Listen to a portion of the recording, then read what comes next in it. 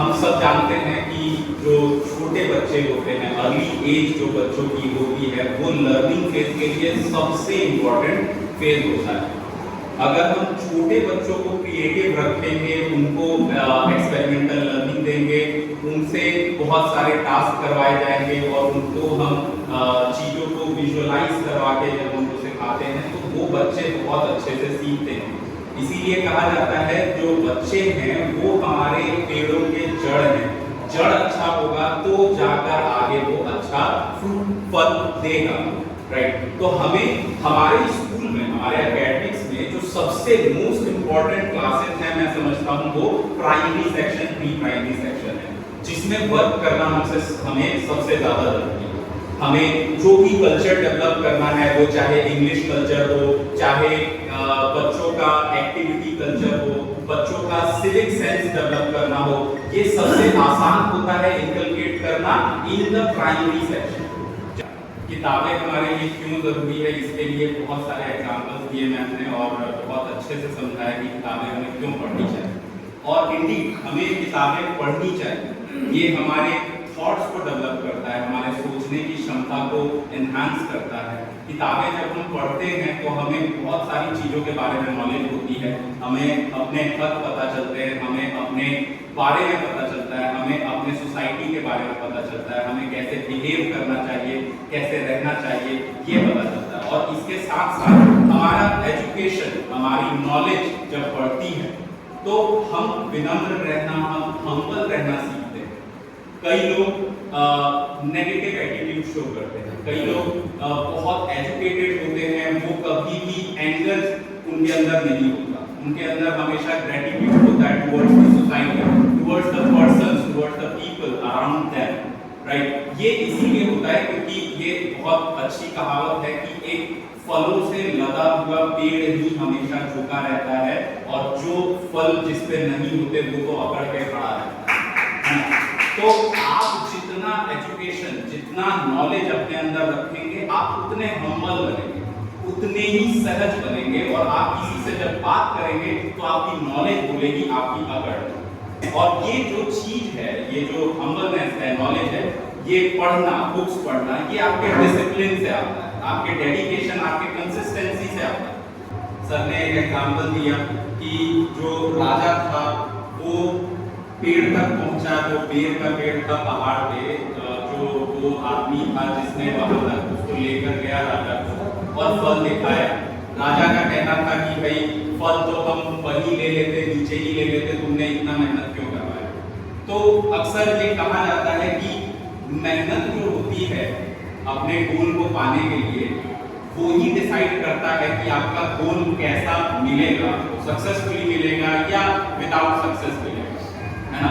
तो हमारा डिसिप्लिन ये डिसाइड करता है कि हम किस तरह से लाइफ में सक्सेस को अचीव कर पाएंगे। जैसे आप सबने देखा होगा कि कई लोग ऐसे होते हैं जो बहुत रिच होते हैं, है ना, उनके पास बहुत पैसा है। हम जब देखते हैं आज के टाइम पे कि भाई इसके पास तो बहुत धन दौलत है, बहुत अमीर है, जब हम उसकी स्ट्रगल को देखते हैं तब हमें पता चलता है कि आज वो अमीर क्यों। उसने जो मेहनत की है, उसने जो स्ट्रगल किया है अपने लाइफ में, उसकी वजह से आज उसके पास धन दौलत है। लेकिन हम एक और चीज देखते हैं कि जो उन अमीर लोगों के बच्चे होते हैं वो जरूरी नहीं कि वो भी सक्सेसफुल हो, क्योंकि उन लोगों को वो सारी सुख सुविधाएं, वो सारी चीजें आसानी से मिल जाती हैं बिना किसी मेहनत के। तो उन्हें मेहनत का महत्व कभी पता नहीं चलता, जिसके वजह से वो अपने आगे आने वाले लाइफ में सक्सेसफुल नहीं बन पाते। इसीलिए अगर सक्सेसफुल बनना है तो हमें मेहनत करना पड़ेगा और मेहनत बहुत जरूरी है। आप अपने मंजिल तक पहुंचने के सफर को एंजॉय करें। अगर आप अपने सफर को एंजॉय करते हैं तब आपकी मंजिल उतनी ही अच्छी होगी जितना आपने सफर में एंजॉय किया। और इन सब चीजों के लिए आपके पास एक नॉलेज, एक शिक्षा होना जरूरी है। और कैसे इंसान से, कैसे टीचर से, कैसे शिक्षक से आपने वो शिक्षा लिया है वो भी बहुत महत्व रखता है अपने आप में। और एक सच्ची शिक्षा और एक अच्छी शिक्षा क्या है ये आपकी पर्सनैलिटी बताती है। आप जो भी बातें कर रहे हैं, जिस तरह से आप बोल रहे हैं, जिस तरह से आप अपने सोसाइटी में रह रहे हैं, वही शो करता है कि आपकी शिक्षा कैसी है। आप जब किसी से बात करते हैं तो आप शब्दों का चयन करते हैं।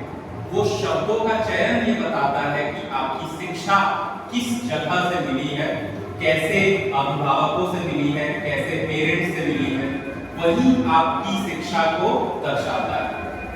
तो आपके पर्सनैलिटी में और आपके सोसाइटी में आपकी कैसी छवि होगी या है, ये आपके शब्द और शब्दों का चयन डिसाइड करता है।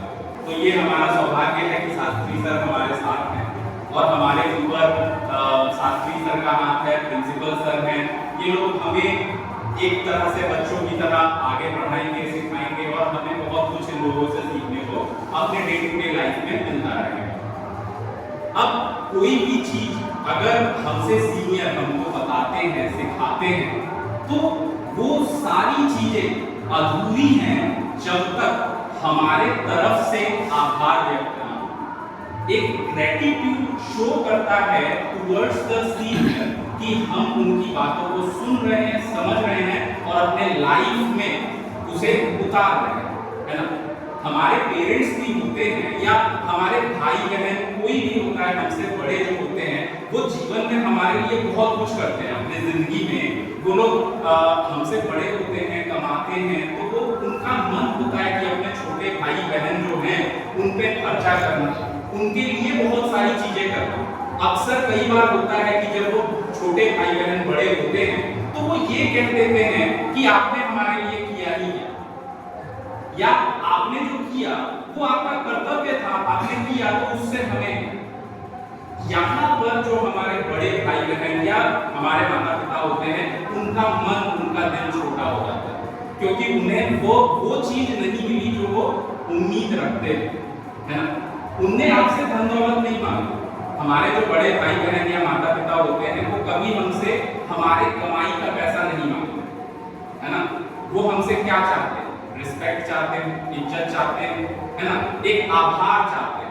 अगर आप उतना ही व्यक्त करते हैं तो उनके लिए वो बहुत बड़ी बात है। तो हमें अपने बड़ों का, अपने बुजुर्गों का हमेशा आभार व्यक्त करना चाहिए ताकि उनका आशीर्वाद हम पे बना रहे, है ना, और हमें कुछ चीजें उनसे सीखने के लिए मिलती है।